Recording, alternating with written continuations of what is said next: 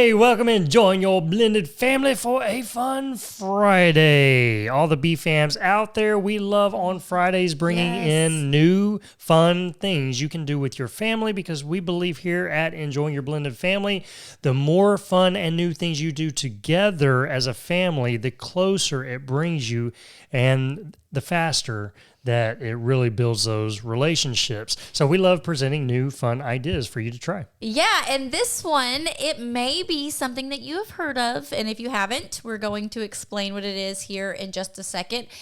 So it may just be that we are sharing some new fun ways to use this same thing, or you may have a new tradition to add to your family, and we love that too. We like family tradition. We like to cultivate some of these old things you did in your families before you came together, but also to create new ones that's just for you and your new family. So this is going to be a hoppy time together as we share this one. As you know, it is close to Easter. Yes. I think when this episode comes out, it is about 1 week from Good Friday. So that is true. Yeah, it'll be the week right before Good Friday. Yeah, so we're bringing some Easters. We wanted to do it early enough because this one is based off of a product, but it is something that you can easily get on Amazon or Walmart, Target, any of those things. Yeah. So we're telling them right now. We are talking about. That is a very weird sound you're making. That's like a drum. I don't even. That was terrible. Sorry. Moving on. Sorry. There it is. Okay. Okay. Are you ready? Together? Yeah. Okay. 1, 2, 3. Resurrection eggs. I thought we were going to make the drum roll sound together. Oh. I was like, ta-da-da-da. Is that what you were doing? Ta-da-da-da. Ta-da-da-da. So, resurrection eggs. And we're going to explain what that is and what that looks like if you haven't heard of that. But then we're also going to give you 3 ways you can use this. So maybe this could be a new thing that you do, or maybe you take one way you like better, or maybe you do one a year and try it different ways. But we are going to use resurrection eggs to celebrate Easters and have a good time. Yes, and even if your family is not all in the same area on Easter, we're going to share a little twist on using the resurrection eggs where you can include them in the process as well. It's a mystery. We're going to share the twist, the plot twist. Dun, dun, dun. So it's going to be good. Stay tuned. You're going to love it. We'll be right back. All right, so we are talking resurrection eggs, and there might be some B-Fams out there that are like, what? What is a resurrection egg? Would you like to explain that one? Yes, and first, just in case you didn't know, maybe this is your first time listening, but we are both Christians. We are believers. What? And yes, and these eggs help tell the story of Easter, the purpose behind it, the fact that Jesus came, he lived, he died, and he rose again 3 days later. Wait a minute.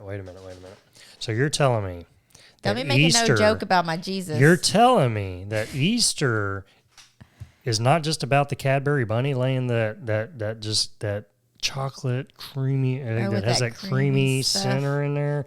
Easter is not just about that. That's not what Easter is. No, it's about the Easter bunny and the eggs. So you're just kidding. So you're trying to say that it's more than just an Easter bunny and eggs and drop-in and presents and stuff like that? I am. What? I am. You're saying that it goes much deeper than that? It does. And we here at Enjoying Your Blended Family, we believe that you can have both. Ooh, the Cadbury chocolate gooey delicious egg. But what's even better? I think what's even better is the what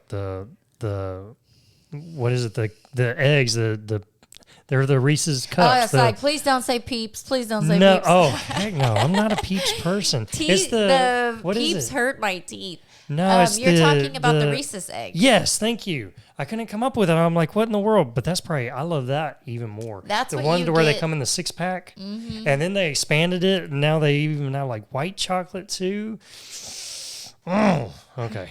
Now, I debated for this episode, instead of us doing the resurrection eggs, us doing like cool things to put inside stockings, like for or not stockings. Stocking. I even said Christmas earlier.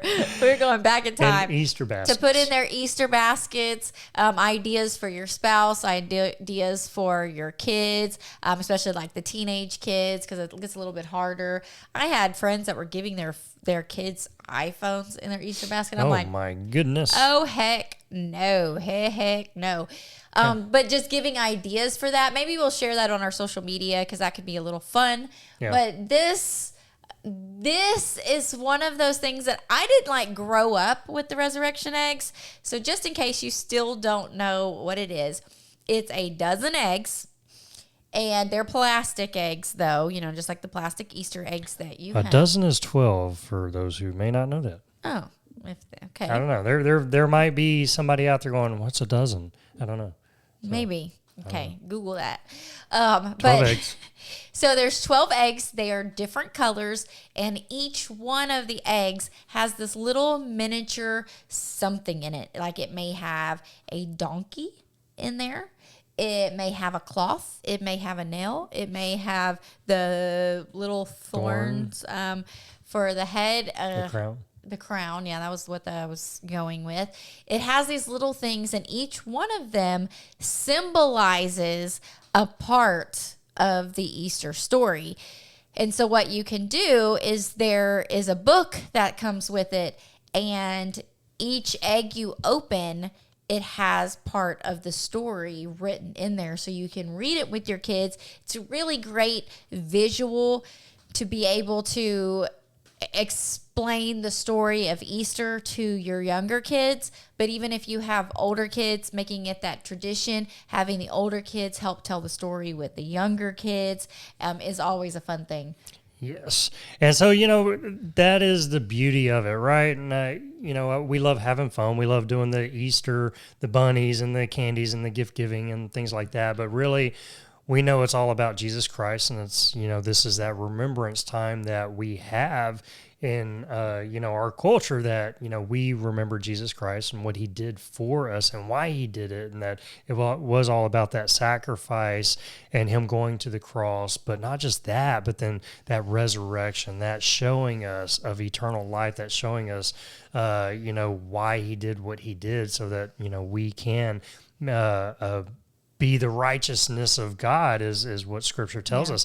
And so, it's being able to share that story in a fun way, in an illustrated way with our kids, with our family, but just it's that remembrance for all of us. It's a remembrance of who Jesus is in our lives and who, he's the same yesterday, today, and always. And it's just that a fun way to be able to have with your family doing this. So, okay, so that's the resurrection eggs. That's what they are. They are 12 eggs, a dozen, that each have a thing that when you crack it open, it tells part of the story. And so, you just go and do that. But how can we take that? Reusable, so you can retell the story and use it every year. And just so that about this item that we're talking about. I mean, we're talking about $25. So something that you can purchase that you can use over and over and over again. I'm very excited because mine that I had before, I took to my classroom and I left it there. So now I'm excited to have a new one coming in on Amazon by later today, and to be able to begin using it to tell the story with our grandbaby now, and have that tradition and that carrying it on, telling with our little one. But here's just some different ways. We're going to share with you 3 different ways that you can use this, this egg, the resurrection eggs, in your family this Easter. Do we want to go to break and then Easters? These are the Lord's chips in Nacho Libre. Did you even see that I'm wearing my Hawaiian shirt today? I did. I've got my Hawaiian shirt on because we were doing an Easter episode, and it always makes me think of spring, which spring then takes my mental state into beach weather that is becoming more beachy. It just gets me in this like ready to be on the beach theme, laying out by the pool type stuff. So, I just felt it more appropriate to wear the Hawaiian shirt. Yeah, when he came in, I think because it has the yellow flowers on it, which I'm a fan of yellow, I was like, you got your Hawaiian shirt, which this one actually came from Hawaii. It did. Fun fact, when we first got together, he had lots of Hawaiian shirts. I did. And I told him. She nixed them. She said, you will not wear those. Because my dad wore Hawaiian shirts, and for some reason it embarrassed me that my dad wore Hawaiian shirts. So I told him he could not wear Hawaiian shirts, and he got rid of all of them. Now, I regret that a little bit, but so he's trying to restart his collection. This one is from Hawaii, and it looks nice. I even told you should wear it the rest of the day. You did. You said so that. We could kind of match. Yeah, and, I think I've learned that, my Hawaiian shirts before were just a little bigger. So, now I'm getting them a little bit more fitted and everything. So, that's true. Maybe, they were just too big. Yeah, so there you go. Now and you didn't got... wear an undershirt under it. So I you didn't. had your chest I had my all chest hanging hanging out. out. It was just very beach bummish. Yeah, I was a beach bum. But there you go. Y'all got that fun fact before we went on break, along with Easter. Because that's what we do on Fun Fridays. We overshare and stuff, and that's what we do. But there it is. 3 ways to use resurrection eggs for your family, and you can pick any one of these and do it this year. So we will share those in just a minute. It's time to have some more blended family fun. Yeah, are you ready? What was that? I've been really working on this song. What do you think? Sure. It's great, babe. Well, it goes along with how to enjoy your blended family. The 5 dates to discover fun in your step family, the greatest thing since sliced bread for blended families. Okay, I get it now. I feel your excitement, but why don't you tell them about it instead of singing it to them? Wow, okay, shut me down. Why don't you? All right, let me try. When you have more fun together, you see less blended family drama. But we can get so caught up in life and problems that we miss out on really enjoying our family. So we'll walk you through 5 dates where you'll discover more fun your family loves and have a great plan to keep it going. How's that? Pretty good. Short and sweet. I know that got them way more excited about all the fun possibilities they can experience with their family than your song did. What? Seriously? Well, you could have also told them that it not only creates more fun in their whole family doing this, but it also adds more fun in their marriage and gives them new ways to connect with their kids individually. It's also great for building that step-parent relationship. You could have said all that too. I don't think you really appreciated all the work that I put in on that song. Anyways, How to Enjoy Your Blended Family, 5 Dates to Discover Fun in Your Step Family is available for you today. Discover more fun and you'll see less problems. The link to get started is in the show notes of this episode. Have more fun with your blended family and go on these 5 dates today. You'll be so glad you did. Yeah, yeah. Really? You had to go there again. Let's get back to this episode. All right. We're ready. Let's get into it. 3 ways. So the first way. The first way is basically how it's created to use. So what? The first way is its original intention. That's weird. We have to give some credit to the creators of the resurrection eggs and use this because some people it may be their very first time to use it. That's true. And so just going through it and reading it will be fun and novel enough for you and your family. So again, like we said, there's a book that has each color egg. It has them in the order of which one you grab, and then some you can read the story, let your kids, just being able to open them up and hold the whatever little trinket that's inside as you're telling the story. So the first way is, we won't call it boring because it's the way that it was created to be used.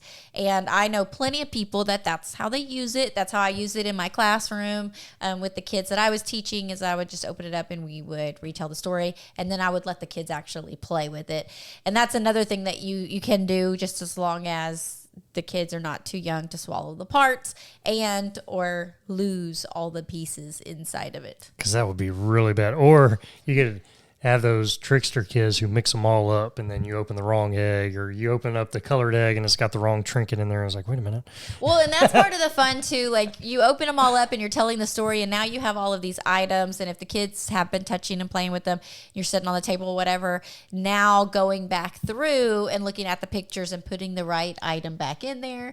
I mean, so it has a little bit of a learning skill and process in there too. So that is the first way. And you can do that on Easter. You can do that on Good Friday. You could do that, anytime during the Easter season. So just kind of adding that to the holiday, adding that to the remembrance, and just picking a good time that's for you. Even if, we are all blended families here, so maybe you don't have your kids the weekend of Easter. So maybe you're doing this the weekend before or the weekend after or something of that, right? So it's just trying to find that time that works for you to where y'all can sit down. This could probably be done in, probably less than an hour. Yeah. Oh, for sure.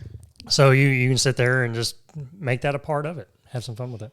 Yes, and that's why we wanted to give this to you the week before Easter, too, before Good Friday and everything, because we wanted you to have time. If you need to order it, like we said, it's on Amazon, but I saw it on Target and I saw it on Walmart, too. Amazon had the cheaper price, so I went ahead and that's where I got ours from. Or you might own it already. You might. Or you might make your own. Who knows? You might be that DIY.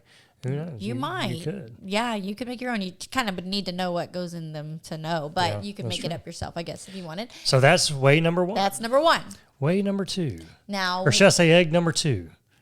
Egg one, egg two. yeah. I'm just throwing a little fun in there. Yeah. I got a Hawaiian shirt on. Come on, give me a Sometimes break. his humor Give me a break. goes I got a right over Hawaiian my shirt head. on. But It's got yellow flowers. Leave me alone. she looks so nice.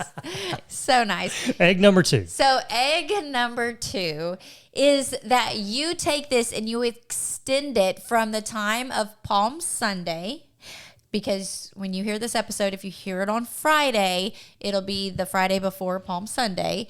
And you began from Palm Sunday to Easter Sunday.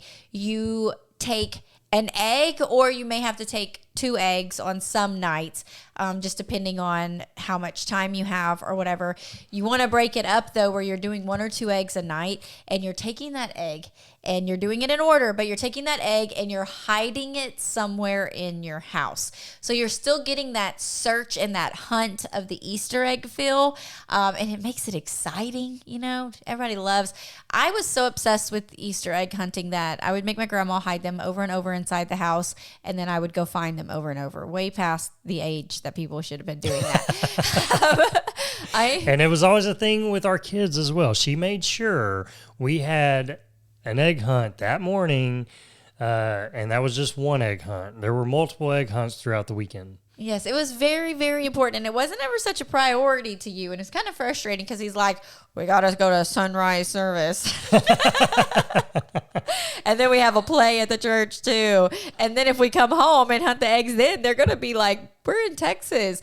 They It's nasty. If they're real eggs, they're nasty. If the Easter Bunny had hid them when he was supposed to in the morning. So that was really a blended family issue that we had to work through. We had to work through on those traditions. But this is one that it just makes the fun of the hunt go on and on and on. So you take the egg. So say, I don't remember exactly what color the first egg is. Say it's the pink one, and it has I can't even think of what the first thing in there was. But you take that one and you hide it somewhere in your house. Maybe you hide it in a bathroom, in a cabinet. I'm just trying to give you a visual here. So now you explain to the kids what color egg they are looking for. And then you send everybody off, and they're off hunting around the house, looking everywhere. There's so many possibilities. It's going to take a little bit for them to try to find it. But then to make it a little bit easier for your younger kids, or if it's just getting too hard, that's when you flip it into the hot and cold game. Yes. Do you remember the hot and cold? Hot and cold. I still play it. Yeah. Hot, no, cold, colder. little warmer. Yes.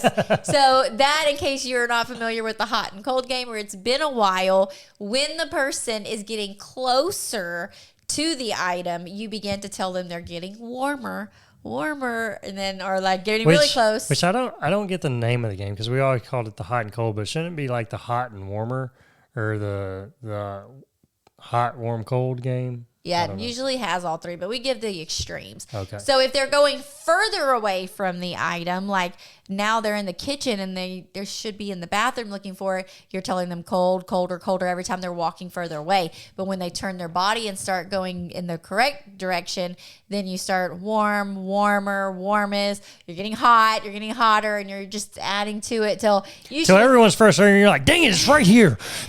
No, until they get there and you're like, ding, ding, ding, ding, ding, ding, ding. And they know, like, okay, I'm right here. That's the difference in Randall and I. He's frustrated. And this is an imaginary game on a podcast. It's right here, guys. It's fun. Dang it. It's fun. You just have to go get the 6-foot ladder to get up here on top. Come on, guys. Can't y'all figure that one out? Well, be wise where you hide your eggs, bro. Right. Yeah, you don't want to do that. So then once you find the egg, it's in the attic. y'all can come and gather. The person that found it can be the one to crack it open, because we know in a blended family or just siblings in general, people are fighting over things like that. So having some sort of process where either a different person each night is the one opening it up or the person that finds it. You know how it goes. Just, have the a way plan to work with your kids. Yeah, have a plan. You open it up and then you read the story inside of it, so that, and you can even have, if you have older kids, have them help read the story, get them to participate in it. They're going to love it. And again, because there's 12 eggs, and if you're doing it from Good Friday to Sunday, I think that only equals 7, 8, 9 days. So you're going to have to double up a couple of those days. But the very last one is the best because it's an empty egg, because, Jesus is no longer there. Yeah. Sweet. So that is the hunt. That's the hunt version. Egg 2 is the hunt. So you got the basic way, the way it was created. You got the hunt, which is a week-long process that you're having fun. So every day you're sharing a portion of the story. And number 3 is my favorite. And egg number 3, drum roll, please. I did it different than my... Thank you for that. This one is more like a resurrection egg scavenger hunt. Scavenger And if y'all know me, I love me some scavenger hunts. Yes, you do. And I wanted this one to be something simple that we could all use. And I was reminded of something that I did with the kids when they were younger. We only did this one time, but it was a lot of fun. And we got our family members involved. And it was like the day before Easter, I think it was, that aunts, uncles, grandparents. Yes. Both sides. Yes. And if you are in a blended family, you know that you could have like up to a 8 lot. sets of grandparents. Like Randall comes from a family of divorce. I come from a family of divorce. So we have 2 sets of grandparents each. And then our kids come from divorce, so they have 2 sets of grandparents. So there's just a lot of grandparents happening. And so if your grandparents live in the area, or even if your kids are not in the area, or you have aunts and uncles that have moved away, this is a cool way that you can get the family involved. And so let me explain it to you, okay? Are you ready? I'm ready. Let's do this. What you're going to do is you're going to talk to the family members ahead of time. Now, depending on how many you have participating in this will determine how you break up these eggs. But if you can get 12, that would be awesome. Or maybe the 12th is your house on Easter morning, so you only need to get 11. But if you don't have that many, then you can divvy out these eggs like 2 per household. Like egg 1 and 2 goes to one person, and egg 3 and 4 goes to the next person. And how you're going to do this is you talk to them and you say, hey, you want to be part of this really awesome thing that we're going to do this year called Resurrection Egg Scavenger Hunt. And they're going to be like, heck yeah, because I love my grandbabies, or I love my nieces and nephews. We're doing this. And then all they have to do is take the eggs that you have given them, and then you're going to send them a picture of the story, because you have the book, right, that comes with it, but we don't all like have access to this book. So you're like, okay, awesome. I'm going to send you a picture of your part.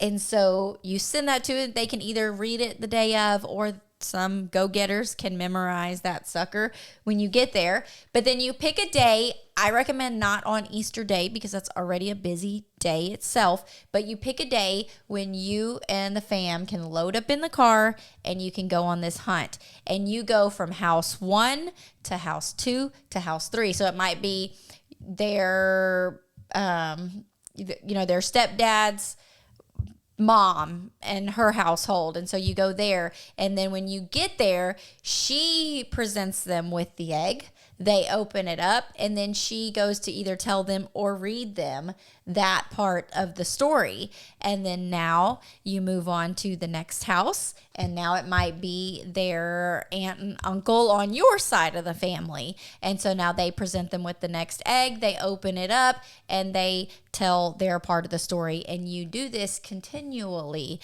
until the story is finished. And you could even add to it to where part of the scavenger hunt, like you have clues of whose house you're going to next and let your kids figure it out. They have a red barn or something like that, or yes, or which is how when we did it, it did have clues, and each family member had the clue for the next family member, and they would give that clue out. Now, I didn't want to complicate it for you, but if that is you and that excites you, you don't even have to write anything up ahead of time. You just give them clues about the family member until they figure out who it is for the next one, right? We're going to such and such house. Yes. And it's like, that's it. And it brings excitement. And then some of your parents, you know your crowd, right? Your grandparents or aunts and uncles, they might want to add a little treat in there. So maybe you want to take your Easter baskets and they're giving them a little chocolate bunny to go along with it, or they're giving them a little Reese's egg. Oh. Yes. Or maybe their favorite soda. I know we had family members that when we went to their house, we knew we went over there and we grabbed a Dr. Pepper and a Reese's or a Snickers from the fridge, because that's what they always had in there, and we didn't keep that kind of stuff at our house, so it was like a special treat. So it doesn't have to be big expensive items that they have, but maybe they just have a little something to add to their Easter basket.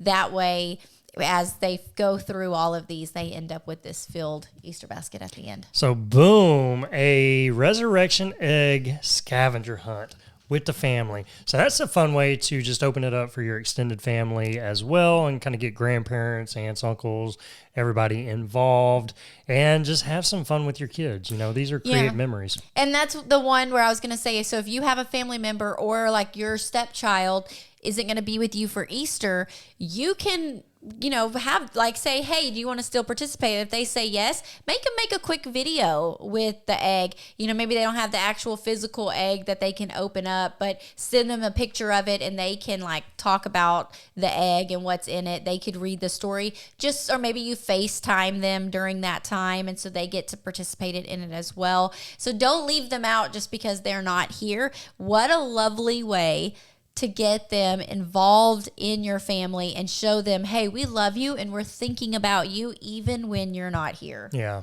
so good, so good. Yeah. So using the resurrection eggs, so those are 3 eggs, 3 ways that you can use these resurrection eggs to have some fun and do something new with your family. And who knows, it might turn into a tradition. Or maybe each year you take it and do another spin or another twist off of it. Yeah. But it is a fun way just to be able to tell the resurrection story of Jesus Christ, and for all of us just to, keep that remembrance. And, that's why we have the holiday anyways, is we're remembering Jesus and what he did for us, and the gift that he gave each and every one of us, and, how special he is to us. So, just a really cool thing that we can do and have a lot of fun with it. Yeah, I'm excited to see if you do something with that. # enjoying your blended family. We would love to see your fun with your resurrection eggs. No doubt. So we will put a link if you're like, well, I just need something easy. We'll we'll put a link, an Amazon link to the resurrection eggs if you want to use that, or like we said, you can even go to your local Walmart, Target, whatever, and find them there. So there's all different kinds of ways to use these or to get a hold of them if you want to incorporate that into your family fun. But boom. So we do believe here at Enjoying Your Blended Family, the more fun you have, the less blended family drama you see. And this is just something fun and new, because we believe something fun and new is always a faster way to build and grow your family relationships. We do believe that we can take the step out of step family and create the blended family that you enjoy. So we love you, and we hope you have an amazing Easters and with your family. So we will see you on the next episode. Bye, guys. Bye. Thanks for joining us today. We hope this episode has been a blessing and encouraged your family journey. Make sure you stay connected with us and join our weekly Blended Family newsletter. We send an email out every Friday morning full of support and encouragement. And when you join, we also want to give you a free gift. So go get yours today. The link is in the show notes below. Have an amazing day. Remember to enjoy the journey with your blended family, and we'll see you on the next episode.